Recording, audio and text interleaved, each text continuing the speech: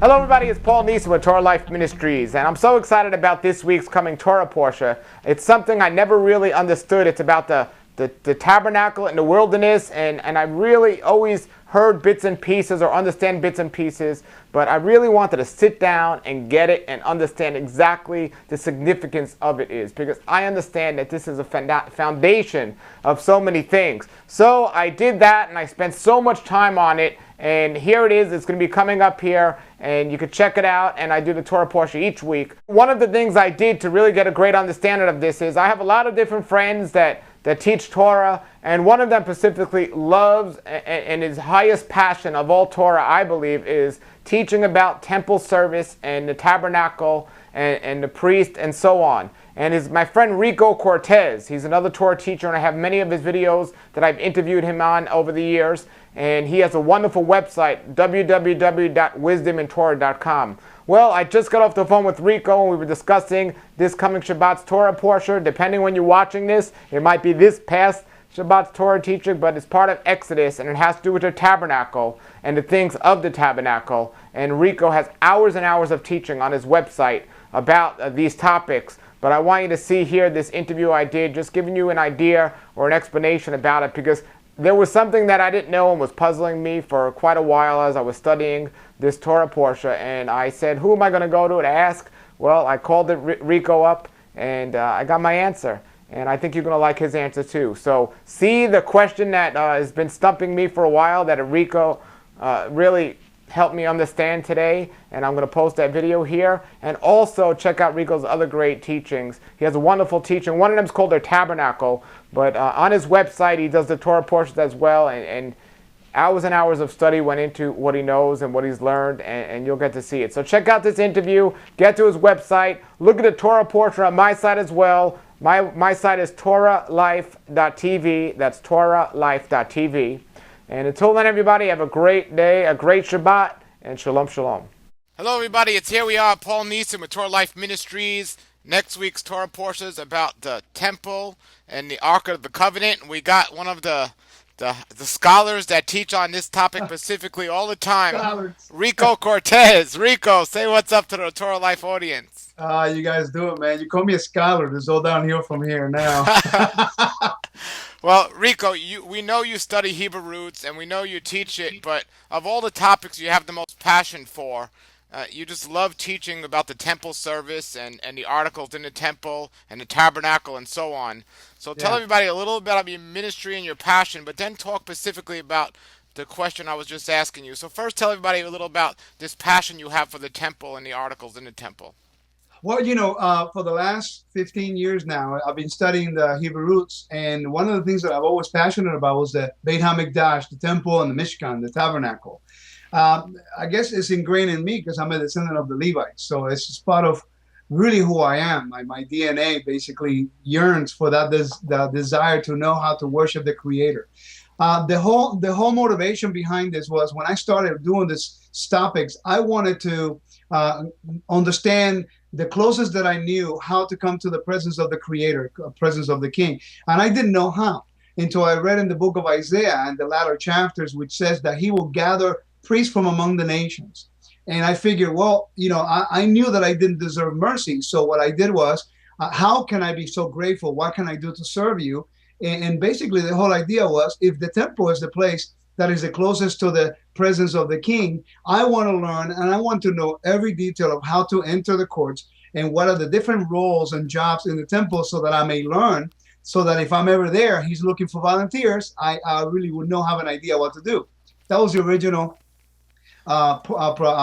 motivation, and it continues to be this day, to how to offer any sacrifice and how to go in, which songs they sing during the feast, what to wear, what not to wear, what kind of immersion, all kinds of crazy, that things that we don't think about. It basically is outlining how to render honor and be in awe and reverence of the King. That's my motivation.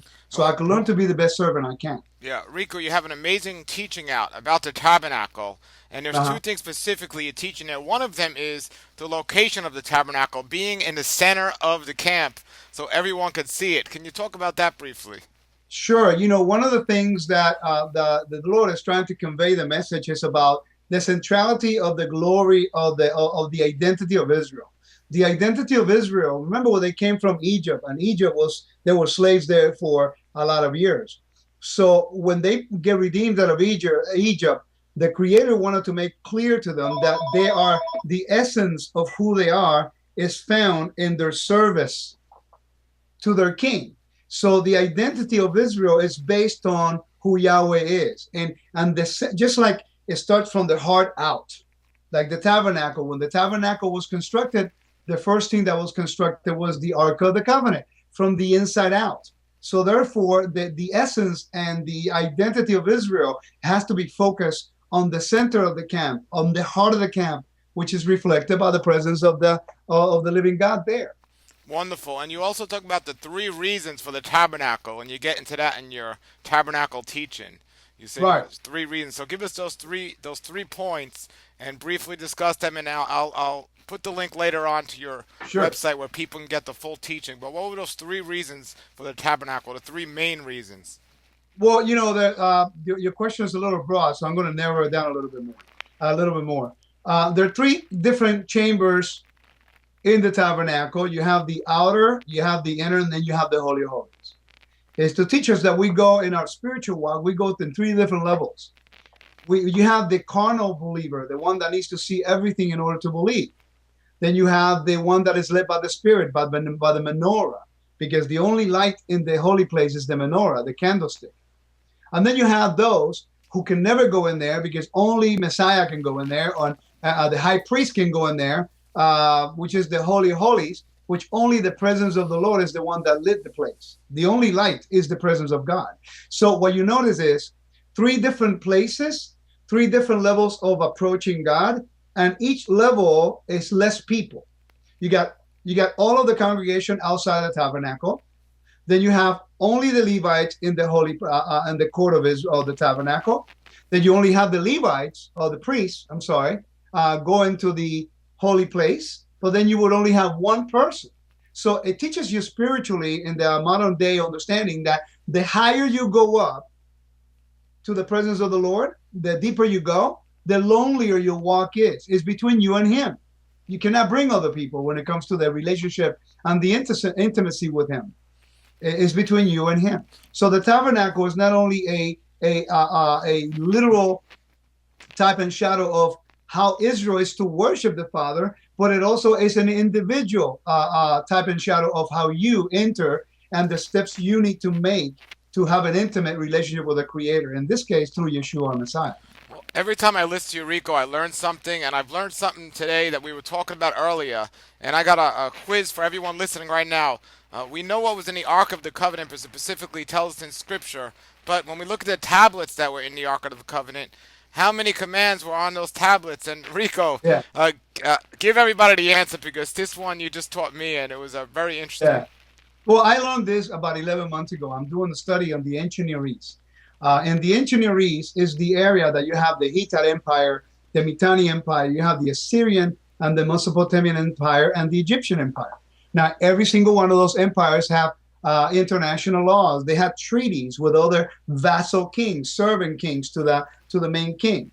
So we understand that the covenant, the Torah, many people look at it as a dogma of a religious document, when in fact, I'm coming to find out that the law, the Torah, the commandments, specifically Exodus 20, is written in a structure of what was known in the time of Abraham, Isaac, Jacob, and the forefathers as an international treaty.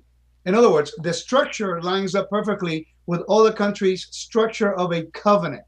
So the way there were rituals in the ancient world, how you would come into a covenant with someone. For example, if you and I are coming into a covenant and I'm the great king and you're my vassal king, there were a prologue. That's why the book of Deuteronomy chapters 1-4 is a prologue.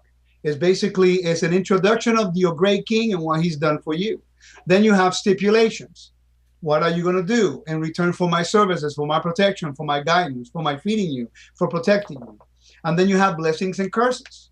What are the blessings if you submit to me? What are the curses if you rebel against me? But then you have, where do you put the document? After you and I agree to all of those steps, then there was a custom in the ancient world that is actually followed in the Torah. Not that God is utilizing pagan principles, but because the Torah is a legal binding document, it will stand in any court of law as a binding contract or a covenant with Israel forever, because Yahweh never dies. Our king never dies. So that means that whatever he established back then, those laws are still binding today. Okay? So they will prepare this.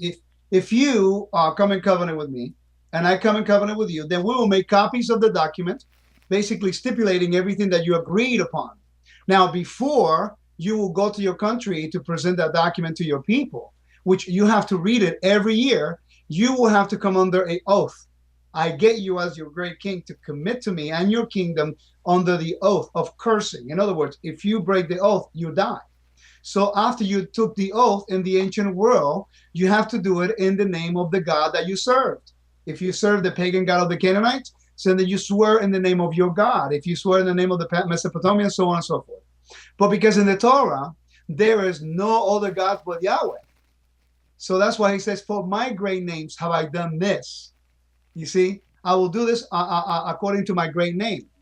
So once you make the oath, then you will take the document and I will keep a document. So now we have the contracts. They're exactly the same, mirror one another. You take a copy, I take a copy, and then you go to your country, you read it to your community, and then you place it in the temple of your God at the footstool of the God that you serve as a witness of the covenant between me and you.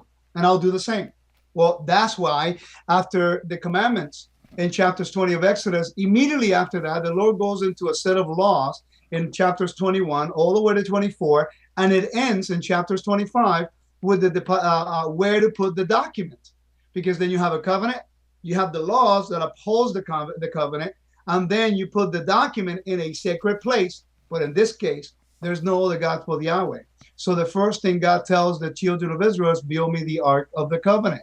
There you put the 10 commandments. Now, we all thought that it was 5 commandments and 5 commandments. Now, the Christians, they have 5 commandments and 5 commandments, right? Some people have 4 commandments and 6 commandments. And in reality, it's 10 commandments in one tablet, 10 commandments in another tablet. Why? Because God made a covenant with us. So therefore, we have the conditions of the covenant document, and then he keeps a copy. But because there's no other God but him, and Israel submitting to him as the only one true God and their king, then the Lord provides a place to put the document as a witness. That's why it's called the Ark of the Testimony. See, testimony is what? The commandments. And so in Exodus, it talks about that the commandments, the tablets were written in the front and the back. It tells us specifically in the book of Exodus. But we've never thought about it, only because we've never looked into the ancient Near East in the time frame of international law, international treaties surrounding the children of Israel in that time frame. And that really has revolutionized my mindset and my life, because now the Lord, Yom Kippur, why is Yom Kippur so important now? Because once a year in the ancient world, the people of the nations, they needed to read, the kings, they needed to read the document and the conditions of that covenant that they bow themselves to serve that other king. And they needed to read it to the community. Why? Because if the community would rebel against that great king that they're submitted to, that will reflect bad on their king in that kingdom. That would open the doors for judgment from the great king. And that's why you have Deuteronomy chapters 27 and 28 and 29, which talks about the conditions, stipulations of blessings and cursings. This is, to me, is fascinating, because now my commitment to the Creator is greater, because now I understand my part in his will. My part is to obey and to be the servant. So while everybody thinks it's just 5 commandments and 5 commandments, think about it. Creator can do everything. He can create the heavens and the earth out of nothing. He cannot put 10 commandments in one tablet. It's got to be 5 and 5. Why 2? Why stone, by the way? Why was it not on paper? Because in the ancient world, stone was a way of a witness of a covenant. Jacob did it when he came in covenant with Yahweh in Bethel. Joshua did it in the covenant renewal in chapters 24 of Joshua. That's why the temple was only on hewn stones, because that represented witness. Trees were not allowed in the temple. because the ancient Israelites used to worship the gods of the Canaanites and the goddess Asherah. Wow. More Wow. stuff I can't really relay. I don't have enough You time. have hours and hours and hours of teachings on the temple, the Ark of the Covenant, this temple service, the priest on your website. Yes, Give sir. everybody your website, and you do a Torah portion each week. Give everybody your website, and I'm telling everyone right now, you have to get to his website and check it out. Give him your website. Sure, it's www.wisdomintorah.com. And there I teach, I have a 12-hour introduction on this topic of the ancient Near East on the website. Plus, every Torah portion this year is on the context of the ancient Near East and scriptures. Fascinating stuff. And it's really turned me upside down for the good. I mean, now that I know for sure, that the Torah is a legal document, please don't miss out. I pray that is a blessing to you. That's amazing, brother. That's amazing. Thank you so much for joining us. Everyone, get to his site. Until then, have a great day and shalom, shalom. Shalom. Take care.